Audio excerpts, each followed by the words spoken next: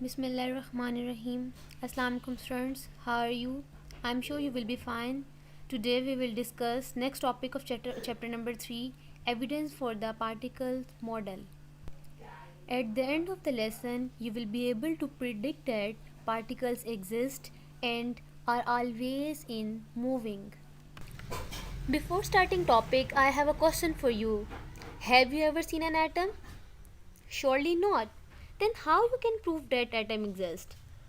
Although we cannot see individual atoms and molecules in solids, liquids and gases, but there is a lot of evidences to support the particle model. In this lesson, we will prove the existence and motion of particles with the help of different activities and examples. Firstly, we will examine the existence of particle model. Let's see some activities.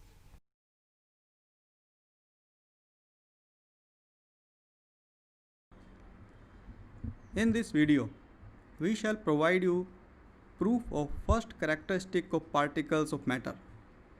We have told you that particles of matter have empty space between them. We will do a simple activity to prove this statement. Take one small beaker. Now pour some water into the beaker. Fill the beaker approximately half. Now use marker and put a mark on the beaker up to the level of water. Then take a spoon full of sugar crystals and drop the sugar crystals into beaker.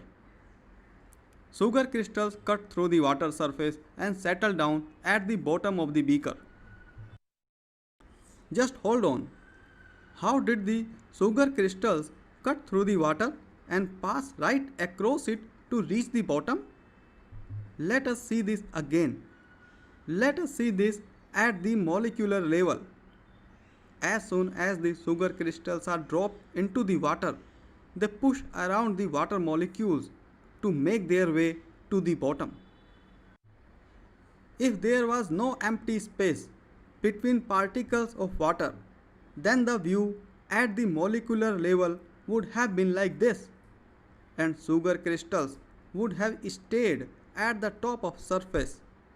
In such a case, sugar crystals would have never been able to reach the bottom of beaker. So reaching of the sugar crystals to the bottom of the beaker is a proof that particles of water have empty space between them. Still not convinced? Okay, let us continue the activity further. Stir the water with a glass rod. Look, sugar crystals are disappearing.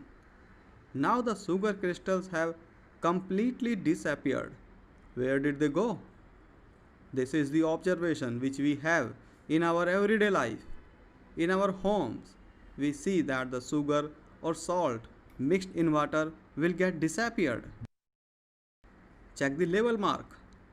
The level of the water also did not rise. It is the same as it was before mixing the sugar. So what really did happen to the sugar crystals? Let us see the whole process once again at the particle level. When the water is stirred with a spoon or with a glass rod, the sugar crystals get continuously hit by the fast moving water molecules. This makes the sugar crystals break down into smaller and further smaller and even further smaller particles. Eventually, the sugar particles become so small that they become invisible to the human eye. Smaller and lighter sugar particles now experience less gravitational force and thus they get moved and occupy the empty space between water molecules and move along with them.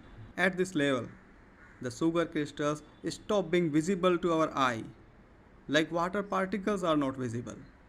Until now, you must have also understood that water level is not raised because the sugar crystals occupy the already available empty space between the water molecules, and therefore sugar crystals did not add anything to the volume of water.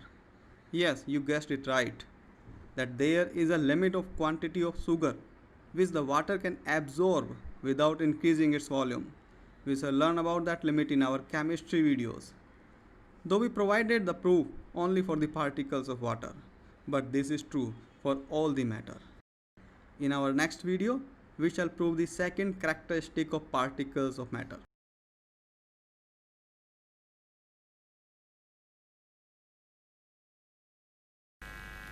Now let us learn how the particles are moving. To find, let us do an activity. Activity 1. Take an unlighted incense stick. If you want to smell it, you need to move close to it. Now light it and place in corner of your class. You can find the difference. You can smell the incense even from distance. Activity 2. Take 2 different beakers filled with water. Add a drop of blue or red ink along the sides of the first beaker. Add a drop of honey the second beaker. Leave them undisturbed. Now you can observe the difference between the 2 beakers after adding ink and honey. In the first beaker, which is added with ink, is evenly distributed in less time compared to honey. Activity 3. Take a crystal of copper sulfate or potassium permanganate and put into a glass of hot water. Take another crystal and put into cold water. Do not stir the solution. Let the crystal settle at the bottom. Now can you observe any change in crystal in the glass? Yes, the rate of mixing of crystal into water is differing from one glass to another. Here, the particles of matter are moving continuously, which is called as kinetic energy. As temperature increases, particles move faster, so mixing of crystal is faster in warm water. Mixing of crystals is slow in cold water. Intermixing of 2 different particles of matter on their own is called as diffusion. Don't you think that why mixing is faster in warm water? Because the particles attract with each other. The particles are held together with maximum force. Now let us learn why it happens. Activity 1. Now let us take an iron nail, a piece of chalk and a rubber band. Now let's try to break them by hammering, cutting and stretching. Do you think which particles are held together with maximum force? Activity 2. Open a water tap and try to break the stream. Can you cut the stream? No, we cannot. But how does the stream remain together? Because the particles of matter have maximum force acting between them. So, the force kept the stream to remain together. The strength of force of attraction is different from one matter to another. Okay, after watching these activities, now you are able to give evidence that particles exist and they are in motion all the time. Now we can give more evidence that particles are moving by explaining Brownian motion. The random motion of molecules is called Brownian motion. It is named after a Scottish scientist Robert Brown. In 1827, Brown noticed that pollen grains moved when placed in water. In this case, the tiny pollen grains were being bombarded by moving water molecules. Other examples of Brownian motion are the motions of pollen grains on still water, movement of dust motes in room, and diffusion of pollutants in the air. Let's see some activities of Brownian motion. In this lesson, we're going to have a look at the idea of Brownian motion. This is useful because it helped indirectly to confirm that atoms exist. You're in a darkened room, the air is still, and the bright lights are streaming through the window. What do you notice about the dust particles? The black circles as they pass through the beam of light. Pause the video and think about this. Press play once you've made up your mind.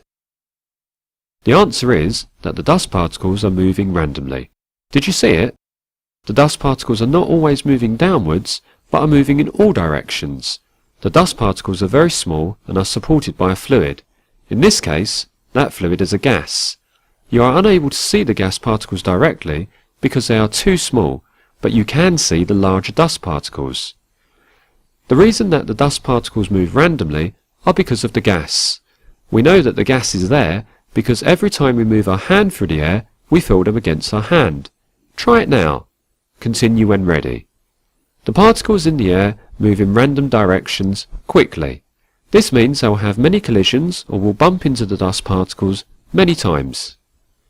Each collision between air particles, very small coloured circles, show how the dust particle, the black circle, moves off in a new random direction. It's a bit like a game of snooker, where there are millions of marbles which collide with larger, observable particles like a ping-pong ball.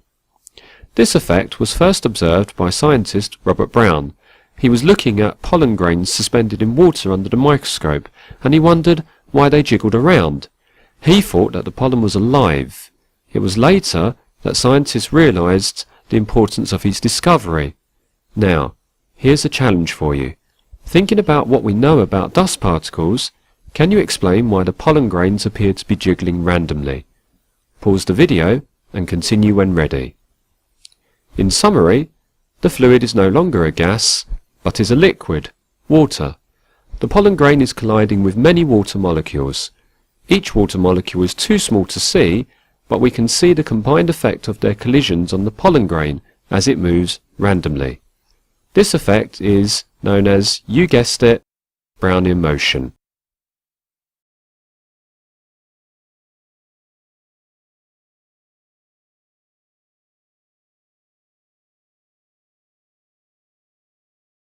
This is all for today's lesson. You will have to do these questions. Why does a balloon deflate slowly? Explain process of diffusion with the help of an example. And how will you describe Brownian motion? You will look your textbook page number 34 to 35 to solve these problems.